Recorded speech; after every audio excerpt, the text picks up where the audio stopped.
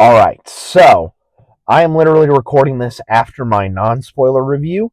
So this is my spoiler review of Captain America: Brave New World. If you don't want to get spoiled, don't watch this video. I'm going to give you guys a little bit. All right, let's talk about spoilers. So the way that the movie starts out with Sam and Joaquin um, going in and stopping the serpents, yeah, stopping the serpents from taking a sample of a metal, which we will find out later. Um, I just really like the idea, and your friendly neighborhood Spider-Man did something similar with the 110th Street gang. I don't think the 110th are um, in the comics, but I like how they adapted the 110th Street gang into Friendly Neighborhood Spider-Man, and I just like the fact that they were able to take the Serpent Society, which is goofy characters related around snakes, to like a Cabal-esque uh, hitman type group led by Sidewinder. Like I said, Giancarlo Esposito does a really, really good job. His chat with Sam at the prison is so damn good. Like every time I see Giancarlo Esposito on screen, I am drawn in by the way that that man talks. He's absolutely incredible. Um, and so yeah, I just hope we get to see more of him in the MCU at some point. Um, I think the two biggest things that people will probably take away from this is CGI, and I would say the CGI is at points. It's like borderline, but like on Red Hulk, like you can definitely tell they saved like the assets from like doing, Banner, maybe a little bit of Thanos, maybe a little bit of Beast in that Marvel's post credit scene, and like just push that onto Ross because Red Hulk looked absolutely awesome. I love the way that he moved. I think very much similar to the way that the Hulk moved in '08's Incredible Hulk, which, by the way, this is kind of almost like a secret Incredible Hulk sequel because we have Tim Blake Nelson coming back as the leader. And I know everyone's like major concern about him coming back was, okay, how is he going to look? Because like we don't want like another MODOK situation, but I thought MODOK looked fine in Quantumania. But here, I think they actually found a really creative way to kind of give him that big forehead, but also make it look like realistic because he got Bruce's gamma blood in his head. So he has like all of these like gamma warts on like the top and back of his head. He almost looks like a clicker almost from The Last of Us. And I thought that that was a very smart and very like real world way of showing him off. And talk about another guy that like just sucks you in by his presence on screen.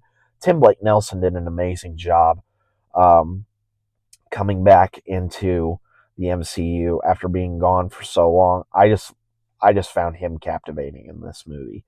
Another person that showed back up was Liv Tyler. She showed back up as Betty Ross towards the tail end of the film after the fight in DC. Ross is locked up in the raft, and Sam says, "You have another visitor," and it's Betty Ross, Liv Tyler, and it was just awesome to see her again.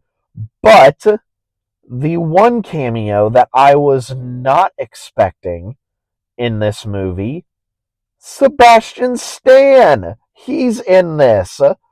I was like, oh shit.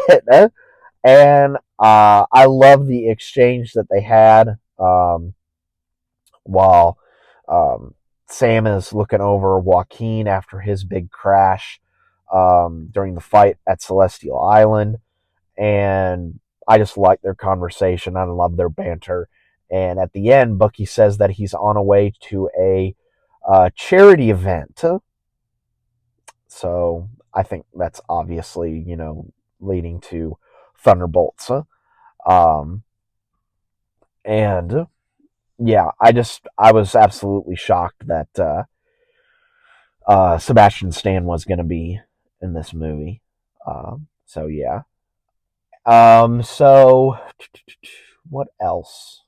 I think that's all the stuff from the main movie. So now let's talk about the post-credit scene. We see Sam entering back into the raft to where the leader, Samuel Stearns, is being held. And he basically, one of the lines spoken about earlier was like, you know, once Ross flips out, you're not going to live. You're going to die. And Sam's like, I'll take you on that bet. And walks into where Stearns is being held and is like, you lost that bet. And Stearns is like, you don't realize this, do you? I've ran the probabilities. You think you're the only person that has to deal with something? There are a whole other host of people that have to deal with things, a whole lot of other worlds. And when the time comes, you have to look out for the others. Just a little bit of seed planting for Doomsday and Secret Wars. The leader knows that incursion events are going to happen and that Doomsday is coming. I just found that very, very interesting. And of course, at the end, it says Captain America will return. So, yeah, those are basically all of the spoilery stuff from Captain America Brave New World. Like I said in my non spoiler review, I thought everyone in the cast did an amazing job. Something that I didn't talk about in my non spoiler review, the direction, Julius Ona. I thought he did a really good job of directing it. The script was written by, I think, like 5 people, including Julius Ona. And sometimes you can tell that, but I think they had a solid enough story behind them that, you could overlook some of those things. Like I said in my non-spoiler review, the action was great. And yeah, I just had a fun time. I don't know why people are being so nitpicky about this. I just sat back, had some fun, and enjoyed everything that was on screen. So, yeah. Again, that is my spoiler review of all the spoilery things that happen in Captain America Brave New World. What did you guys think about this movie? Let me know down in the comments below. Now, something that is coming up for movies. AMC is planning on releasing maybe not all, 9 of the 10 best picture nominees, and they're going to marathon it over 2 weekends. I don't know if I'm insane or thick-headed, but I am going to try and go to that. And I'm going to try and give you guys reviews on all of the Oscar-nominated movies that I've not done yet. I've already done Substance, Anora, Wicked, and